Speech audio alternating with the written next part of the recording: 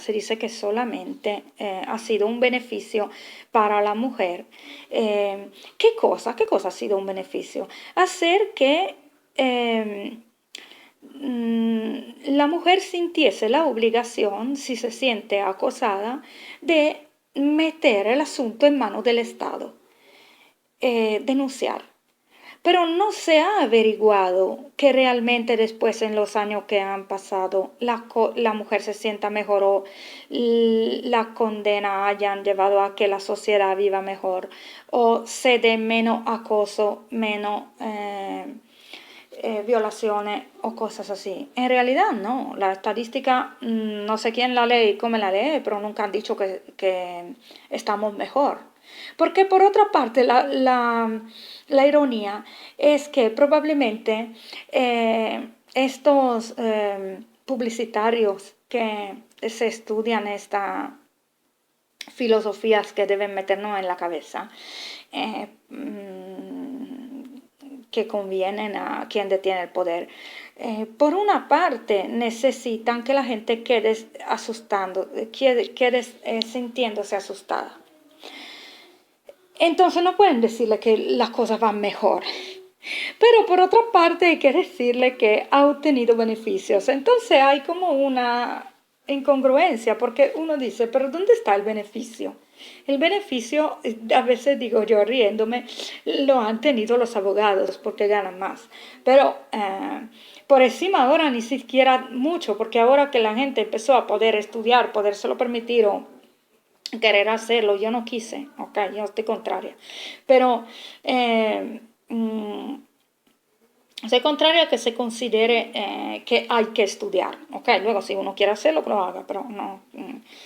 No me parece que se le tenga que dar una interpretación positiva absoluta. Absoluto no hay nada. Pero lo que pasa es que digo, ahora hay un montón de abogados, así que tampoco es fácil para ellos repartirse el trabajo. A lo mejor es difícil, ¿no? Hay más abogados que clientes. Pero en realidad, bueno, ¿qué hemos hecho? Se nos ha perdido de vista con toda esa interpretaciones que se nos meten cuando se nos dice que hemos mejorado nuestra vida, que tenemos más derecho, que no sé qué, se nos pierden muchos detalles, ¿no? Uno era aquello que decía, antes hemos perdido el espíritu de grupo, no quiero decir que antes las cosas iban súper bien, estoy solo diciendo que podíamos salvar lo bueno, no tirar todo el paquete.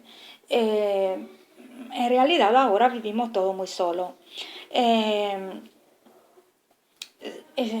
Por ejemplo, ahora pueden pasar tragedias con mucha más frecuencia porque basta que un loco ande suelto y mata a más gente antes de que lo puedan arrestar de cuánta mataría si entrara en un pueblo donde la gente está acostumbrada a intervenir en saber cómo está el vecino, querer saber cómo está el vecino. Vamos a ver, el hecho de que alguien está amenazando a una persona en un apartamento no pasaría desapercibido, pero ahora sí. Ahora nos damos cuenta de la tragedia ya al día siguiente, si va bien, ¿no? O cuando sale en el periódico a veces, porque a lo mejor puede pasar algo en mi edificio y ni siquiera, si no leo el periódico, ni siquiera lo sé. Hemos perdido protección. Digamos,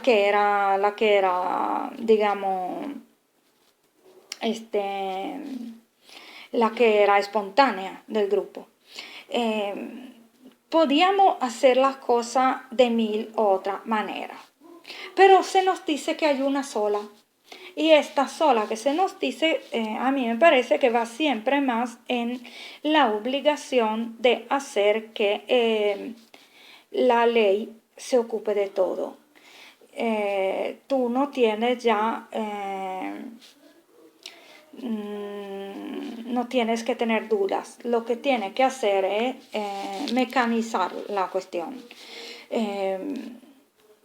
se vuelve más impersonal además, porque claro, en medicina y en defensa me estoy dando cuenta, hay como líneas de pensamiento que llegan del alto, que los médicos y los policías o jueces, supongo, reciben.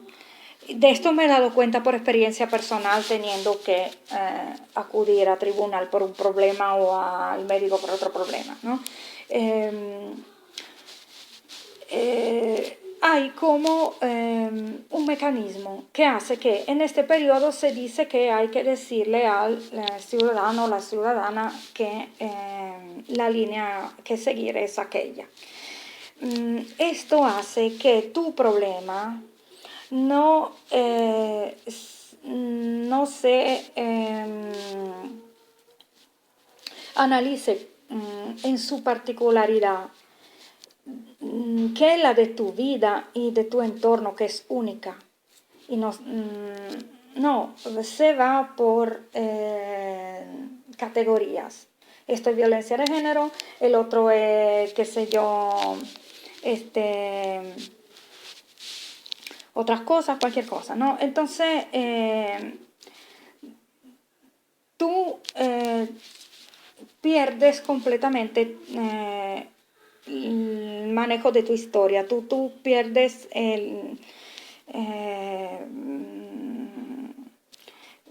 un poco la historia ya no es tuya.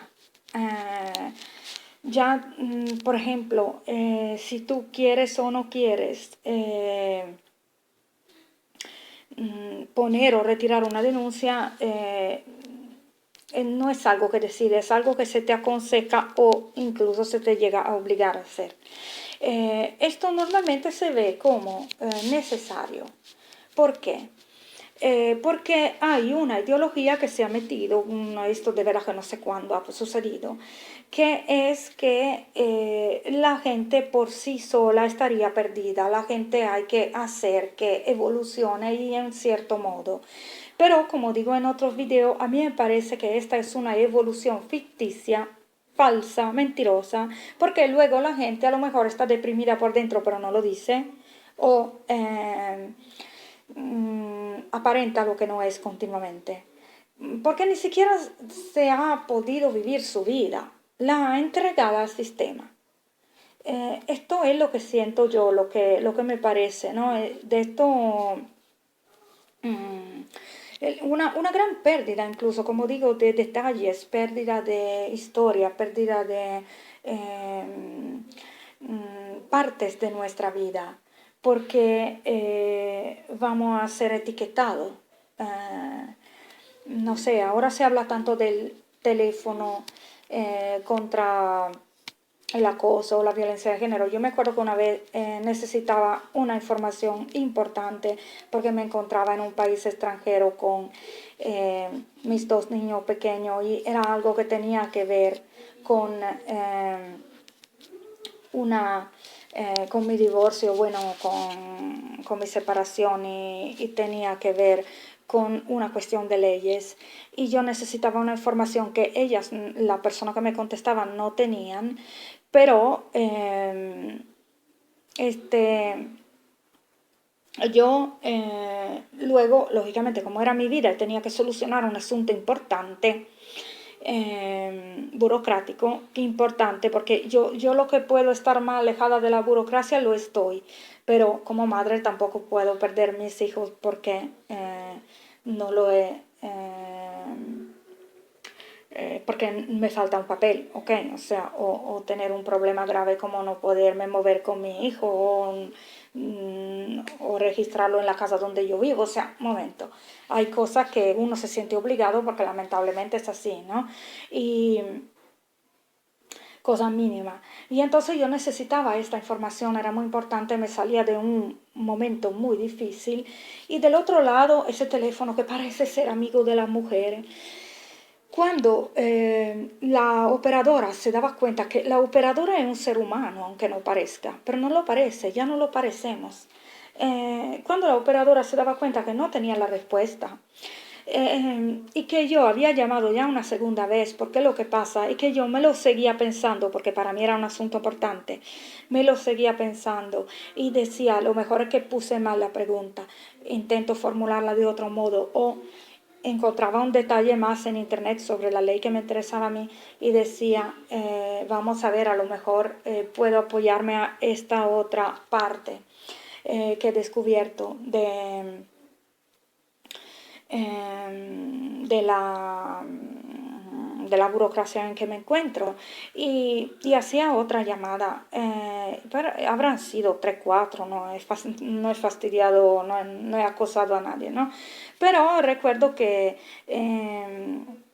la anteúltima y la última vez me contestaron muy mal y porque yo había llamado ya antes y me dijeron y no me llamaban con mi nombre, me llamaban la del y el problema que había tenido. O sea, me habían puesto una etiqueta. Me habían puesto una etiqueta a la operadora. Yo esto, vamos a ver. ¿Por qué por qué yo debo sentirme tan empujada a denunciar el acoso por parte de mis vecinos, mi entorno, mis novios o no sé qué? Y después la operadora me maltrata, tendría que denunciar el maltrato de la operadora también, ¿no? O sea, ¿qué sucede? No, yo tengo un nombre.